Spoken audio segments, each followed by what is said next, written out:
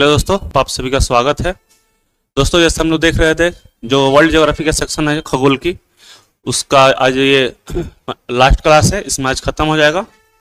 कल हम लोगों ने ग्रह के बारे में पढ़े थे कि जो सौर मंडल के जो 8 ग्रह है,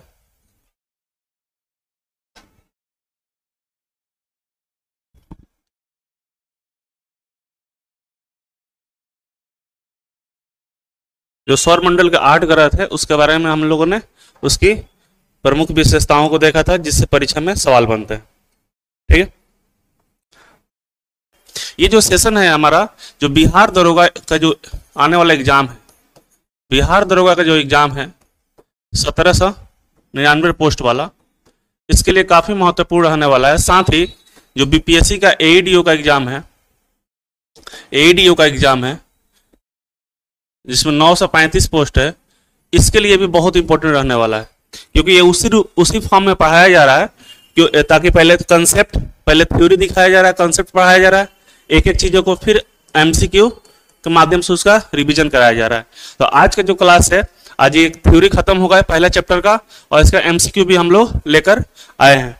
तो अब जो जितने टॉपिक दो चार टॉपिक बच गया है चैप्टर से, जो खगोल की है, जो अंतरिक्ष वाला ब्रह्मांड वाला चैप्टर है, इसमें जो लास्ट टॉपिक कुछ बच गए हैं उसको कवर करते हैं, और उसके बाद जितना हम लोगों ने पढ़ा है सिलेबस में, उसके बाद जितना इसमें बच गया है उससे हम लोग एमसीक्यू के रूप में, ऑब्जेक्टिव क्वेश्चन के रूप में उसका हम क्या कर लेंगे, रिवीजन कर लेंगे। तो आइए शुरू करते हैं। जो पहला आज का टॉपिक हम लोग शुरू कर रहे हैं वो है तारामंडल।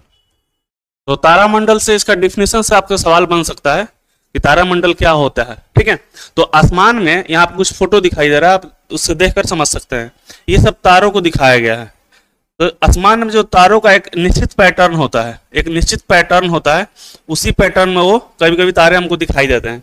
तो इसी निश्चित पैटर्न को, तारों के निश्चित पैटर्न को हम लोग तारामंडल या नक्षत्र कहते हैं। ठीक है, तो आकाश का एक ऐसा क्षेत्र जहां तारों का समूह मिलकर एक जानी पहचानी आकृति, कई बार ये हम लोग क्या करते हैं, इसको लगता है कोई जानवर जैसा कुछ बन रहा हो, कुछ ऐसा इमेज बन रहा हो, या किसी भी वस्तु का पैटर्न में बनते हैं। तो तारों के इन समूहों को, इस निश्चित पैटर्न को हम लोग क्या कहते हैं, तारा मंडल कहते हैं। ठीक है, तो इससे आपको पूछता है ऑप्शन, मतलब क्वेश्चन ऐसे बन सकता है कि तारों के निश्चित पैटर्न को, पैटर्न रूप को क्या कहते हैं, तो नक्षत्र मंडल या तारा मंडल कहते हैं। तो इस चीज को याद रखिएगा। अब ये ध्रुव तारा क्या है, इससे भी सवाल परीक्षा बनता है। एक सवाल ध्रुव तारा से बनता है कि किस दिशा में होता है, तो ये हमेशा उत्तर दिशा में होता है। और इसका इस्तेमाल ये सवाल ये भी पूछता है कि किसका इस्तेमाल, तो दिशा ज्ञात करने के लिए ध्रुव तारा का इस्तेमाल किया जाता है, पोल स्टार का इस्तेमाल किया जाता है। तो पोल स्टार का उपयोग हम लोग किस में करते हैं, दिशा ज्ञात करने में। आइए देख लेते हैं। ध्रुव तारा उत्तरी गोलार्ध में, ये इंपॉर्टेंट है, ये पॉइंट यहीं से सवाल बनता है कि किस गोलार्ध में है, उत्तरी गोलार्ध में है। एक महत्वपूर्ण तारा है जो उर्सा माइनर, ये एक तारामंडल है में स्थित है। ये नॉर्थ स्टार या पोल स्टार के नाम से जानता है, इसे जाना जाता है। तो ये ध्रुव तारा जो होता है इसे पोल स्टार के नाम से भी जाना जाता है। ध्रुव तारा जो होता है उत्तरी दिशा का संकेतक है। किस दिशा का संकेतक है, उत्तरी दिशा का। तो ये परीक्षा में सवाल यही बनता है, दे देगा उत्तर दिशा, ऑप्शन में देगा किस दिशा का संकेत करता है, तो ऑप्शन में देगा उत्तर, दक्षिण, पूर्व, पश्चिम। तो किस दिशा का ये है संकेतक है, ये है उत्तर दिशा का। ठीक है, इसको और याद रखिएगा। आगे देखिए, नाविक और यात्री जो होते हैं, जो नाव समुद्र में नाव से यात्रा करते हैं, वो दिशा जानने के लिए कि वो समुद्र में वो किस साइड में है, क्योंकि ये नॉर्थ में है, नॉर्थ उत्तरी ध्रुव पर होता है या उत्तर के साइड में होता है, इसलिए इससे हम लोग जानकारी मिल जाता है कि चीज, अगर तारा जिस दिशा में दिख रहा है तो हमको पता चल जाता है वो दिशा कैसा है, उत्तर दिशा है। वो कौन सा दिशा है, उत्तर दिशा है। वैसे ही एक और है जो सप्तहर्षि है, ये भी एक क्या है, एक तरह से तारामंडल ही है, एक महत्वपूर्ण तारामंडल है। ठीक है, जिसमें 7 तारे होते हैं जो हम लोग आसानी से देखते हैं रात में। उत्तरी गोलार्ध में सबसे आसानी से पहचाने जाने वाले तारामंडलों में से एक है, और यह भारतीय संस्कृति और ज्योतिष शास्त्र में इसका विशेष महत्व है। तो सप्तर्षि क्या है, एक तारामंडल है जो 7 तारों का समूह है। तो इतना इससे सवाल आपसे बनेगा, तो आप परीक्षा में सही कर दीजिएगा, जो भी ऑप्शन आएगा आप इससे बना सकते हैं। नेक्स्ट देखते हैं, नेक्स्ट टॉपिक क्या है।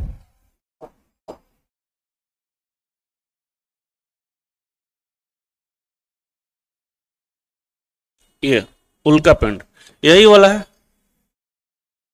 उल्का पिंड ही है जो यहाँ पर दिखाई दे रहा है। तो यहाँ पे तीन चीज है, एक है आपका मीटरॉइड्स, हिंदी से कुछ अलग हो सकता है, इसका हो सकता है उल्कास्म हो, ठीक है, लेकिन ये मीटरॉइड्स है, मेटियोर है और मीटरॉइड है। इस पे ध्यान देना है, तीनों शब्द, तीनों में थोड़ा थोड़ा का अंतर है। ये मीटरॉइड है, ये मिटियोर है और ये मीटरॉइड है। मीटरॉइड है, इसमें क्या अंतर होता है? इसका स्थान का अंतर है। चट्टान होते हैं वो क्या करते हैं, वो छोटे आकाशीय पिंड होते हैं, ये घूमते रहते हैं, ये घूमते रहते हैं।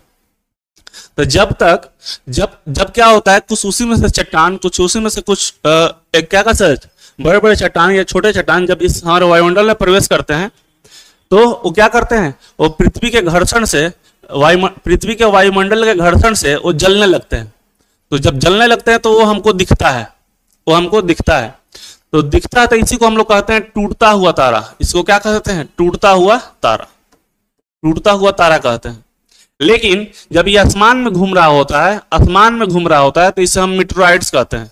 स्पेस में, अभी पृथ्वी के वायुमंडल में नहीं आया है, पृथ्वी के वायुमंडल के ये बाहर है, पृथ्वी के वायुमंडल के बाहर अभी तैर रहा है, आसमान में, स्पेस में, अंतरिक्ष में तैर रहा है। तो उस कंडीशन में हम उसको क्या कहते हैं? मीटरॉइड कहते हैं।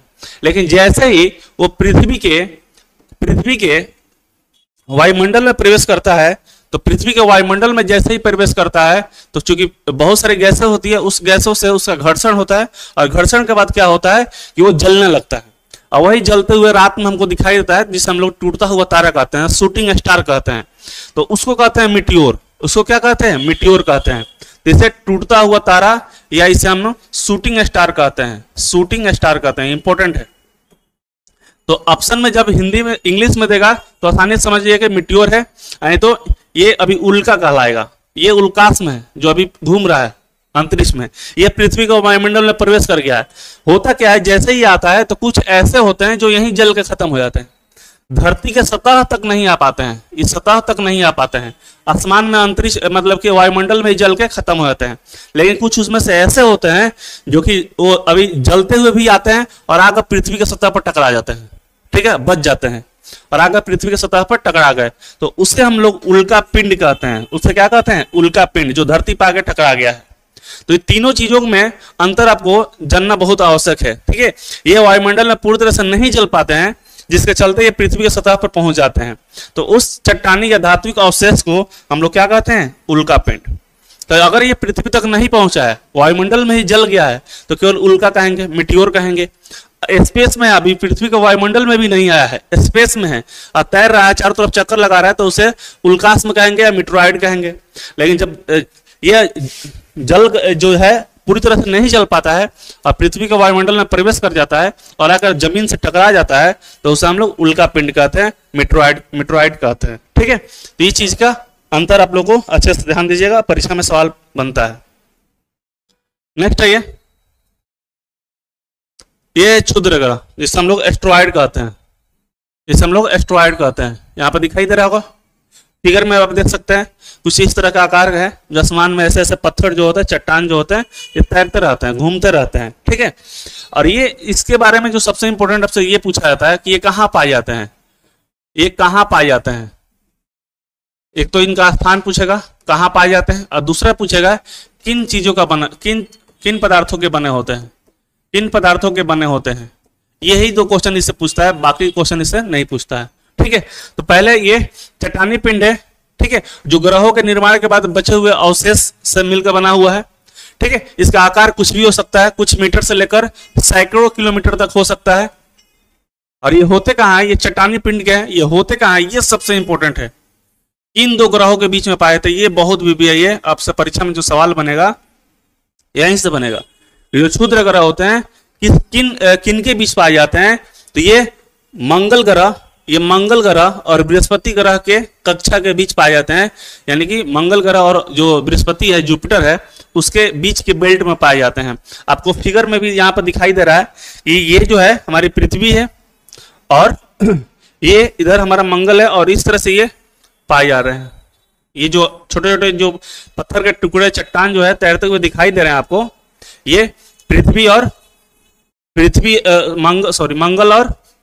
मंगल और बृहस्पति के बीच में, बृहस्पति ग्रह के बीच में। तो ये इंपॉर्टेंट सबसे ज्यादा है, यही सबसे ज्यादा पूछता है कि जो क्षुद्र ग्रह है कहाँ पाए जाते हैं। ठीक, तो याद रखिएगा कहाँ पाए जाते हैं। और लास्ट नंबर बच गया धूमकेतु। धूमकेतु, ठीक है, इससे क्या सवाल बनता है ये देख लेते हैं। धूमकेतु जो है इसे हम लोग पूंछल तारा भी कहते हैं। पूंछल तारा क्यों कहते हैं? क्योंकि इसमें पूंछ जैसी संरचना होती है, इसमें पूंछ जैसी संरचना होती है, इसलिए इसे हम पूंछल तारा भी कहते हैं। ठीक है, ये किस चीज का बना होता है? ये बर्फ, मतलब डट्टी बर्फ होते हैं, ये गंदे मतलब धूल से भरे हुए बर्फ के चट्टान होते हैं। बर्फ, धूल, चट्टान और गैसों से बने हुए खगोलीय पिंड है, छोटे छोटे खगोलीय पिंड है। ठीक है, सौर मंडल में सूर्य की परिक्रमा करते हैं, साथ ही जो सन है हमारा, उस सन के चारों ओर ये क्या करते हैं? चक्कर लगाते रहते हैं। उसी में से कुछ क्या होता है? निकल कर सूर्य के पास आ जाता है। जैसे सूर्य के पास आता है तो ये जो बर्फ और धूल कण और चट्टानों से मिलकर जो बना हुआ है, ये क्या होता है? जल उठते हैं, और जल उठते हैं तो उसके जो पीछे वाला भाग होता है, ये क्या होता है? गैसों में बदलने लगता है और एक पूंछ जैसी संरचना पीछे की तरफ निकलता है। तो इसलिए इसका नाम है पूंछल तारा। इसका नाम है पूंछल तारा। जब ये सूर्य के करीब आते हैं, गर्म होकर धूल और गैसों को उत्सर्जित करते हैं, जिससे एक विशाल सिर और एक चमकती हुई पूंछ बन जाती है, जिससे आकाश में एक धूमकेतु जैसा रूप ले लेता है। इसे इंग्लिश में कॉमेट कहते हैं। और ये क्या होता है? ये कब जल उठता है? जब सूर्य के करीब पहुंचता है, और उसमें क्या होता है? एक सिर जैसा, हेड जैसा चीज बन जाता है, और जो गैस जो होती है इससे बाहर निकलना, तो ये जल का चूंकि टेम्परेचर क्या होता है, तापमान क्या होता है, बढ़ जाता है, तो इसमें एक पूंछ जैसी आकृति बन जाती है। ठीक, तो ये चीज आपको याद रखना है। ये धूमकेतु है। धूमकेतु सौर मंडल के बाहरी क्षेत्रों में पाए जाते हैं। ये हमारे सौर मंडल में नहीं पाए जाते हैं, ये सौर मंडल के बाहरी क्षेत्रों में पाए जाते हैं। यानी कि बाहर कहां पे? तो एक कुइपर बेल्ट है, एक कुइपर बेल्ट है, कुइपर बेल्ट, वहां ये पाए जाते हैं। कुइपर बेल्ट में पाए जाते हैं, या ओट बादल कहते हैं, वहां पाए जाते हैं, ओट बादल। तो जिस तरह से क्षुद्र ग्रह का हम देखे थे, एस्टेरॉयड का देख रहे थे कि वो कहां पाए जाते हैं? बृहस्पति और मंगल के बीच में। वैसे ही अगर ये पूछा है कि धूमकेतु कहां पाए जाते हैं, तो ये हमारे सौर मंडल के बाहर, यानी कि जो लास्ट ग्रह है सौर मंडल का, वो कौन सा ग्रह है? नेपच्यून है, जो है वरुण है, नेपच्यून है। उसके बाद ये पाए जाते हैं, और उसके बाद एक बेल्ट पाया जाता है जिसे क्यूपर बेल्ट कहते हैं, वहीं पे इनका ये पाए जाते हैं। कौन? धूमकेतु।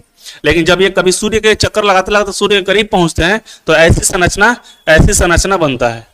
ठीक है, ये चीजें याद रखिएगा। ये मुख्यतः कुइपर बेल्ट में पाए जाते हैं। ठीक है, और सौरमंडल के सबसे बाहरी किनारों पर पाए जाते हैं। तो ये चीज इतना आपको याद रखना है। एक धूमकेतु है जो बहुत फेमस है, जिसे कहते हैं हेली धूमकेतु। हेली धूमकेतु ये 76 साल बाद दिखाई देता है, 76 वर्ष बाद दिखाई देता है। ये बहुत इंपॉर्टेंट है कि कौन सा ऐसा धूमकेतु है जो, चाहे हेली धूमकेतु कितने वर्षों के बाद दिखाई देता है, तो 76 वर्ष बाद दिखाई देता है, और बहुत सारे एग्जाम में पूछा हुआ है। तो ये VVI है, हेली धूमकेतु। दूसरा है कि ये कहाँ पाए जाते हैं? धूमकेतु कहाँ पाए जाते हैं? कुइपर बेल्ट में पाए जाते हैं। किस बेल्ट में पाए जाते हैं? कुइपर बेल्ट में पाए जाते हैं। और इसमें क्या पूछ सकता है आपसे? ये किस चीज का बने होते हैं? तो बर्फ, धूलकण, चट्टान और गैसों से मिलकर बने होते हैं। तो धूमकेतु से देखा जाए तो ये आपके 3 क्वेश्चन ही, आपके जो 3 पॉइंट है, इससे सवाल बनते हैं, इससे सवाल नहीं बनते हैं। तो शॉर्ट नोट्स बनाना हो तो ये 3 चीज का बना सकते हैं, जिससे परीक्षा में सवाल पूछता है। ठीक है, ये हो गया। एस्टेरॉयड भी बता दिया गया, ये क्षेत्र जो है हम लोग को मिल गया। अब जो बच गया है मिसलेनियस, कुछ विविध है, जो क्या होता है बच गया है, देख लेते हैं। और ये हमारा लास्ट स्लाइड है, इसके बाद ये चैप्टर हम लोग काफी सफलतापूर्वक खत्म कर चुके हैं। ठीक है, तो आइए लास्ट चैप्टर पर, लास्ट टॉपिक बच गया है, कुछ मिसलेनियस है जो पिछले क्लास में जो छूट गया है, उसको यहाँ पर हम लोग देख रहे हैं। तो जो सबसे इंपॉर्टेंट है ये परीक्षा के लिए आपके, गोल्डीलॉक्स जोन, ये बहुत VVI है परीक्षा के लिए। ये पूछता है कि क्या होता है। तो गोल्डीलॉक्स जोन किसी भी तारे के चारों ओर का वह क्षेत्र होता है जहां पर जीवन की संभावना है। जहां पर ऐसा वातावरण है जहां लोग जिंदा रह सकता है, कोई जीव जिंदा रह सकता है। और सबसे इंपॉर्टेंट बात, यहाँ जो पानी जो होता है ये तरल रूप में होता है, तरल रूप में होता है। ये सबसे इंपॉर्टेंट पॉइंट है। पहले कि ये निवास योग्य क्षेत्र होता है जहां पर जिंदा कोई इंसान या कोई जीव रह सकता है। ऐसा टेम्परेचर बहुत ज्यादा हाई, बहुत ज्यादा लो ऐसा ना हो, मीडियम टेम्परेचर हो जहां कोई भी इंसान, कोई भी जीव सरवाइव कर सके। और साथ ही यहाँ जो वाटर होते हैं, पानी जो होता है ये लिक्विड फॉर्म में होता है, ना कि ठोस फॉर्म में और गैस फॉर्म में। क्योंकि हम जानते हैं कि पानी का 3 रूप होता है, एक ठोस होता है, ठोस के देखा जाता है पानी बर्फ के रूप में रहता है, और एक देखे गैस, तो गैस में किस में रहता है, जलवाष्प के रूप में रहता है, और एक होता है लिक्विड जिसमें पानी तरल के रूप में रहता है। तो गोल्डीलॉक्स जोन किसी भी तारे के चारों ओर का वह क्षेत्र होता है जहां पर जो तारे हैं, जो पानी है वो तरल के रूप में, लिक्विड के रूप में रहता है। टेम्परेचर जो वायुमंडलीय दशाएं हैं वो सामान्य रहती है, मीडियम रहती है, टेम्परेचर बहुत ज्यादा हाई नहीं होता है, बहुत ज्यादा लो नहीं होता है। तो ऐसे क्षेत्रों को हम कहते हैं गोल्डीलॉक्स जोन। हमारे सौर मंडल में जो सन है और उसके 8 ग्रह हैं, उसमें अभी तक पृथ्वी ही एक ऐसा क्षेत्र है, पृथ्वी जो है ये गोल्डीलॉक्स जोन क्षेत्र में। तभी तो हम लोग यहाँ पे जिंदा हैं, तभी तो हम लोग सरवाइव कर रहे हैं। हमारे धरती पर ही पानी क्या है, पानी द्रव के रूप में है, लिक्विड के रूप में है, और कहीं पे तुम अभी तक मिला नहीं है, वैज्ञानिक अभी खोज कर रहे हैं, कहीं नहीं मिला है। तो हमारी पृथ्वी जो है सूर्य के गोल्डीलॉक्स जोन में है। ये बहुत इंपॉर्टेंट पॉइंट है कि जो हमारी पृथ्वी है, जो हमारी पृथ्वी है, पृथ्वी है सूर्य के, किसके, सूर्य के गोल्डीलॉक्स जोन में है, गोल्डीलॉक्स जोन में है। ये बात याद रखिएगा, तभी हम लोग सरवाइव कर रहे हैं, पृथ्वी पर जीवन संभव है। ठीक, अब ये एक है बौना ग्रह, जिसे ड्वार्फ प्लैनेट कहते हैं। तो इसको क्या होता है कि ये अंतर्राष्ट्रीय खगोलकीय संघ जो है ने ग्रहों की परिभाषा से भिन्न ग्रह जो है, परिभाषा जो ग्रहों को जो परिभाषा दिया है उससे अगर इतर कोई ग्रह मिलता है तो उसे हम बौना ग्रह के श्रेणी में डाल दिया जाता है। मतलब अंतर्राष्ट्रीय खगोलीय संघ जो है ग्रह का डिफिनेशन दिया है, और उस ग्रह के डिफिनेशन में कोई ग्रह नहीं फिट बैठता है तो उसे हम लोग उसे किस ग्रह में शामिल कर देता है, बौना ग्रह में। जैसे हमारा जो प्लूटो है, इस ग्रह के श्रेणी से हटा दिया गया 2006 में। तो 2006 में जब हटा दिया गया तो ये किस में शामिल कर दिया गया है, प्लूटो बौना ग्रह में शामिल हो गया है। तो आज अगर सवाल पूछे आपसे कि प्लूटो जो है किस प्रकार का ग्रह है, तो बौना ग्रह है, ड्वार्फ प्लैनेट है। ठीक है, कुछ और एग्जाम्पल है बौने ग्रह का, जिसमें है सेरस, एरिस। ये सब अगर परीक्षा में ऐसे ही पूछ दे कि सेरिस, एरेस, प्लूटो ये सब क्या है, तो बौना ग्रह है, ड्वार्फ प्लैनेट है। नेक्स्ट है ये बिग स्प्लिट का सिद्धांत, बिग स्प्लिट। ठीक है, तो ये पूछता है कि ये सिद्धांत किसके उत्पत्ति से संबंधित है, तो ये है चंद्रमा की उत्पत्ति से संबंधित है। और ये कहा गया इस पृथ्वी से एक बहुत बड़ा ग्रह जो है आके टकराया, और टकराने से पृथ्वी का कुछ हिस्सा टूटकर अंतरिक्ष में चला गया, मतलब कि स्पेस में चला गया, और फिर पृथ्वी गुरुत्वाकर्षण ने उसको खींच लिया तो घूमने लगा। तो उसी को कहा गया है बिग स्प्लिट थ्योरी।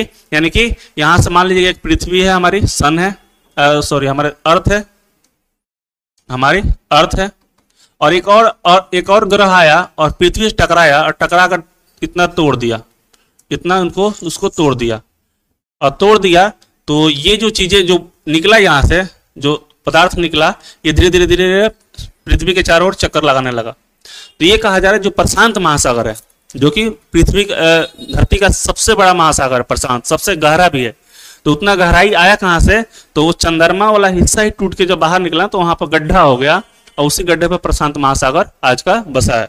तो आपसे सवाल ये पूछता है कि बिग स्प्लिट का जो सिद्धांत है ये किसके उत्पत्ति से संबंधित है, तो चंद्रमा की उत्पत्ति से संबंधित है। ठीक है, तो ये बहुत इंपॉर्टेंट पॉइंट है, वीवीआई है ये। जितना यहाँ पर मिसलेनियस में लाया गया है, 3 ही 4 पॉइंट लाया गया, लेकिन काफी इंपॉर्टेंट है। एक बुक का नाम है, याद रखिएगा, a brief history of time, and एक और बुक है ए थ्योरी ऑफ एवरीथिंग।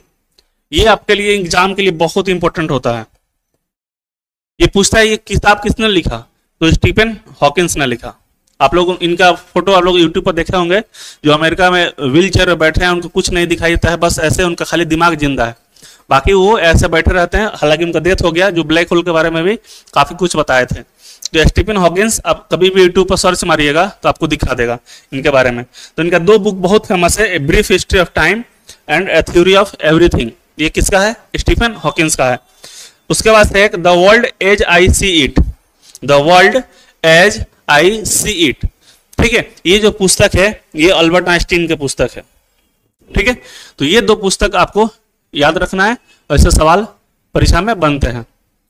तो कुल मिलाकर जो हमारा टॉपिक है, जो चैप्टर है, पहला चैप्टर है जिसका नाम है खगोल की, वर्ल्ड ज्योग्राफी में खगोल की, ये हम लोग आज खत्म कर दिए। इसके सारे थ्योरी खगोल की, इसके सारे थ्योरी हमने खत्म कर दिया। और ये थ्योरी जो है इसमें कुछ भी नहीं छोड़ा गया है। ये पीसीएस एग्जाम से लेकर, किसी भी एग्जाम के पीसीएस एग्जाम से लेकर, पीसीएस एग्जाम से लेकर, चाहे बीपीएससी का ले लीजिए, यूपी पीसीएस ले लीजिए, या आपका जेपीएससी ले लीजिए, या फिर बिहार दरोगा ले लीजिए, रेलवे एसएससी, सारे एग्जाम, रेलवे एसएससी जितने एग्जाम है, ठीक है, उसके लिए बहुत इंपॉर्टेंट टॉपिक है। और इसको पढ़ने के बाद आपसे परीक्षा में एक भी सवाल नहीं छूटेगा। तो ये चीज याद रखना है कि ये जो टॉपिक है इसको कितने अच्छे से फिगर के साथ समझाया गया ताकि चीजें आपके दिमाग में बैठे और आपसे सवाल एक भी ना छूटे। तो अब चूंकि टाइम हो चुका है हम लोग का एमसीक्यू का, इस पर रिलेटेड हम लोगों ने एमसीक्यू बनाया है ताकि आप जो पीछे जितने पढ़ चुके हैं उसको आप जल्दी से रिवीजन कर सके और आपका जो ये चैप्टर अच्छे से कवर हो जाए। ठीक है।